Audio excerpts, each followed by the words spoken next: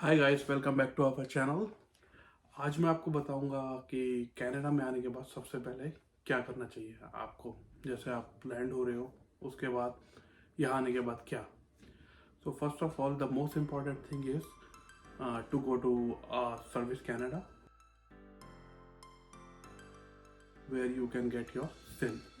तो आजकल क्या हो गया है, यहाँ पे आते हो आप, सर्विस कनाडा जाते हो, स्पेशली आप ब्रैम्पटन मिसिसागा या टोरंटो में कहीं आ रहे हो, तो बहुत सारे इमिग्रेंट्स आ रहे हैं और बहुत लाइनअप्स होता है, आपको घंटों घंटों खड़ा होना पड़ता है। इवन मेरी वाइफ जब आई थी, हम उसके लिए लेने गए थे तो हमें कई घंटों खड़ा होना पड़ा था। फिर गुस्से में मैं चला गया था। फिर हम नायग्रा फॉल्स घूमने जा रहे थे, तो मैंने उससे बोला नायग्रा फॉल्स में चल के ले लेंगे, वहाँ पे लाइन कम होगी।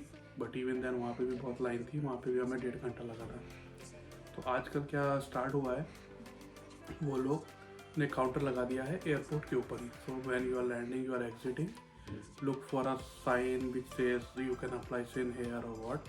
So just follow the sign and apply sin there. So वो आपको हैसल बचा देगा। नहीं तो आपको यहाँ सर्विस कनाडा जाना पड़ेगा। वहाँ पे आपको अपना लैंडिंग पेपर या आपके जो भी वीज़ा डॉक्यूमेंट्स हैं वो दिखाने पड़ेंगे और आपको वो सिन नंबर इशू करेंगे। सिन नंबर क्या होता है? सिन नंबर आपका एक आइडेंटिटी होता है इस कंट्री में। उसी से आपका बैंक का अकाउंट रिलेटेड होता है, उसी से आपके टैक्सेस होते हैं। तो वो बहुत इंपॉर्टेंट होता है। इवन आप जॉब करते हो या कहीं भी जॉब ढूंढोगे, तो जहाँ भी आपको जॉब मिलेगी वो लोग आपसे मांगेंगे कि अपना सिम नंबर बताइए।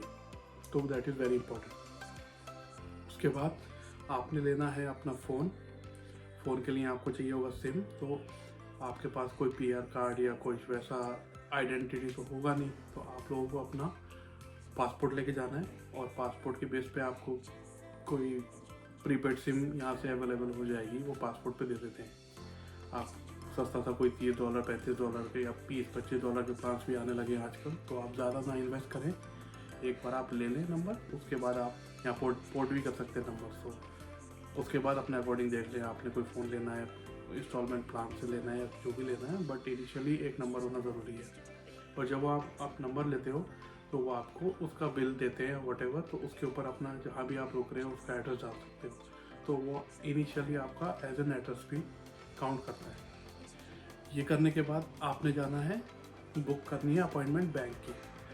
आजकल काफ़ी इमिग्रेंट्स आ रहे हैं तो सारे बैंक्स भी बिजी हैं, तो उसकी अपॉइंटमेंट भी आपको 1 हफ्ते 10 दिन या 2 हफ्ते के बीच में मिलेगी।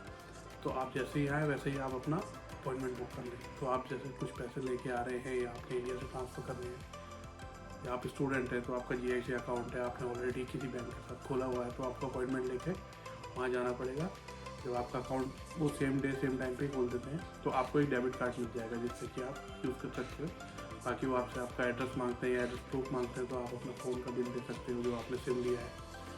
उससे क्या होगा, आपको क्रेडिट कार्ड 1 या 2 हफ्ते के अंदर आ जाएगा। वो यहाँ पे आपके पास क्रेडिट कार्ड होना बहुत इंपॉर्टेंट है। क्रेडिट कार्ड से ही काफ़ी चीज़ें कंट्रोल होती हैं। क्रेडिट स्कोर यहाँ पे स्टार्ट हो जाता है। जब आप आते हो, आप कुछ भी खरीदने जाते हो, आप मॉर्गेज लेते हो या कार लेते हो, तो आपसे क्रेडिट स्कोर पूछते हैं। इवन घर लेने के लिए भी लोग आपसे क्रेडिट स्कोर पूछते हैं। तो क्रेडिट कार्ड, मतलब जितना क्रेडिट कार्ड यूज़ करोगे उस हिसाब से आपका क्रेडिट स्कोर बनता है। तो आपको फर्स्ट डे से ही क्रेडिट कार्ड होना बहुत ज़रूरी है। तो इसलिए बैंक जाना बहुत ज़रूरी है। आप क्रेडिट कार्ड लेने, इवन आप टैक्सी वगैरह कुछ यूज़ करोगे तो यहाँ इंडिया के जैसे या अपने कंट्रीज़ में, साउथ एशियन कंट्रीज़ में कैश चलता है, यहाँ पे कैश नहीं चलता है। सब कुछ अकाउंटेड है। सो आपको कोई टैक्सी करनी है, कुछ करनी है, तो आपको वही चाहिए होगा। तो बैंक का काम ख़त्म करने के बाद आप लोग जाएंगे शॉपर ड्रग मार्ट, जहाँ से आपको लेना है प्रेस्टो कार्ड। प्रेस्टो कार्ड क्या होता है? प्रेस्टो कार्ड एक, जैसे अपना मेट्रो कार्ड होता है इंडिया में, तो वो कार्ड से आप बस ट्रांजिट यूज़ कर सकते हो, TTC यूज़ कर सकते हो, टोरंटो ट्रांजिट या ब्रैम्पटन ट्रांजिट, मिसिसागा ट्रांजिट, और आप गोल्ड रेस वगैरह उसमें भी यूज़ कर सकते हो।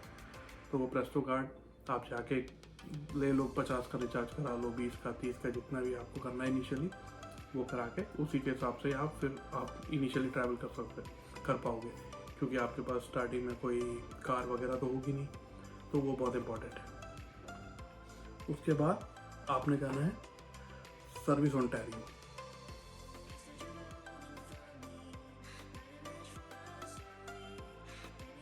सर्विस ओंटारियो जाना है आपने हेल्थ कार्ड के लिए। Health card is very very very important. यहाँ पे मतलब आप खुदा न खास्ता अगर आपकी तबीयत ख़राब हो गई या कुछ हो गई तो यहाँ पे हॉस्पिटल बहुत एक्सपेंसिव है, यानी आपको लाखों डॉलर में बिल बन जाएगा और इट इज़ अनेबल टू पे, like nobody can pay that much money, मतलब आम इंसान तो नहीं कर सकता। तो पहले क्या होता था कि आप जैसे ही कनाडा में लैंड करते हो तो उसके 3 महीने बाद कवरेज चालू होती थी, और जो यहाँ का ओहिप होता है ओंटारियो हेल्थ सिस्टम। तो बट अब अभी पैंडेमिक से उन्होंने as soon as you land you can apply for it and get a health card. अब आपके पास एक बार हेल्थ कार्ड आ गया तो आप किसी भी डॉक्टर के पास या हॉस्पिटल जा सकते हो in case of any emergency. तो वो बहुत इंपॉर्टेंट है। वो आपको हैंड टू हैंड ही एक पेपर प्रिंट करके दे देते हैं, उस पर भी एड्रेस होता है, प्लस आपको किसी डॉक्टर के पास जाना है कुछ तो आप उस पेपर से जा सकते हो अंटिल जब तक आपका कार्ड डिलीवर नहीं होता। कुछ हफ्ते में आपका कार्ड भी आ जाता है।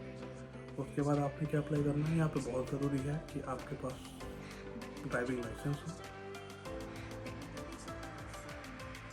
कहीं भी आप जॉब अप्लाई करते हो तो वो लोग पूछते हैं do you have a valid driving licence. तो ड्राइविंग लाइसेंस होना इज़ अ प्लस पॉइंट। और जब आप आओगे यहाँ देखोगे यहाँ का ट्रांजिट सिस्टम इतना फ्रेंडली नहीं है। आपको 10 मिनट 15 मिनट दूर जाने के लिए भी 1-1 घंटा 1.5 घंटा लग जाता है। जस्ट आप देख सकते हो कि मुझे वहाँ जाना है, वहाँ तक पहुँचने में बस ऐसे घूम के जाती है, काफ़ी टाइम लगता है। स्टार्टिंग में मुझे भी बहुत दिक्कत हुई थी। तो आप आके अपना इंडिया से आपने लेके आना है ड्राइविंग लाइसेंस एक्सट्रैक्ट। आप किसी भी RTO पे जाके आप बोलोगे कि मुझे अपने ड्राइविंग लाइसेंस एक्सट्रैक्ट चाहिए, तो वो आपको दे देंगे। उससे क्या होता है, अगर आपका लाइसेंस 3 साल से पुराना है तो आप डायरेक्टली फाइनल जो यहाँ ग्रेजुएटेड लाइसेंस होता है G, उसके लिए क्वालिफाई कर जाते हो। अगर आपके पास वो नहीं है तो आपको फिर G2 देना पड़ेगा। फिर G2 पे 1 साल गाड़ी चलानी पड़ेगी या 9 मंथ्स, उसके बाद आप G2 हो गए।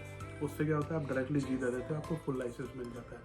और स्टिल अगर आज की तारीख में भी कुछ लोगों के पास अगर वो पेपर वाला लाइसेंस है तो उसको अपग्रेड करके चिप वाला लेके आओ, क्योंकि आप जब उसको proof as a proof submit करोगे तो वो लोग मांगते हैं उसको। और एक चीज़ अगर आप ला सकते हो तो आपके कार इंश्योरेंस से लेटर ले आओ कि आपने इतने साल गाड़ी चलाई है और आपका कोई क्लेम नहीं था।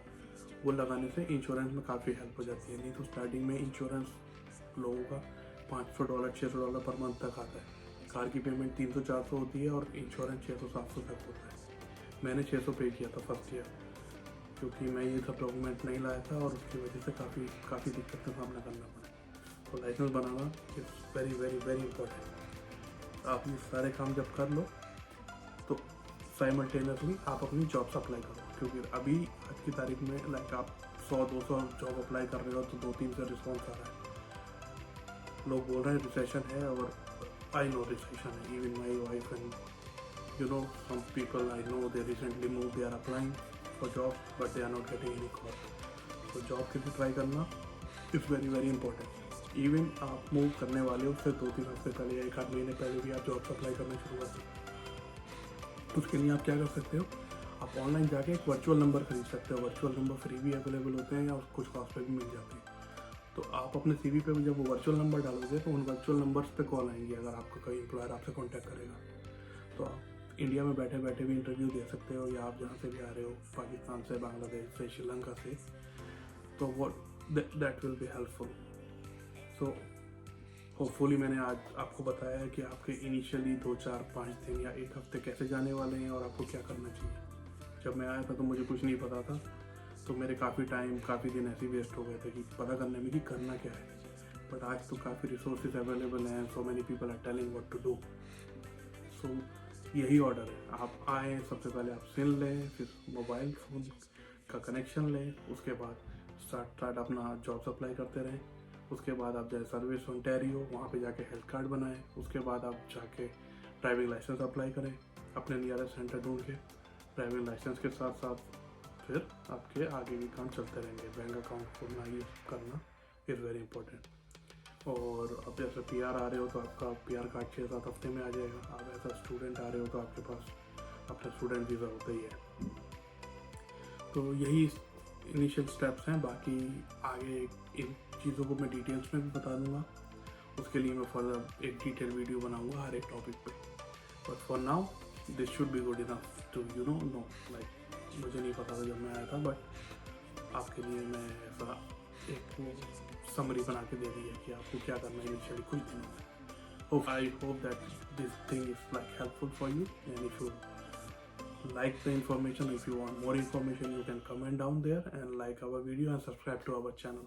This is AV in Canada. See you in next video. Thank you so much.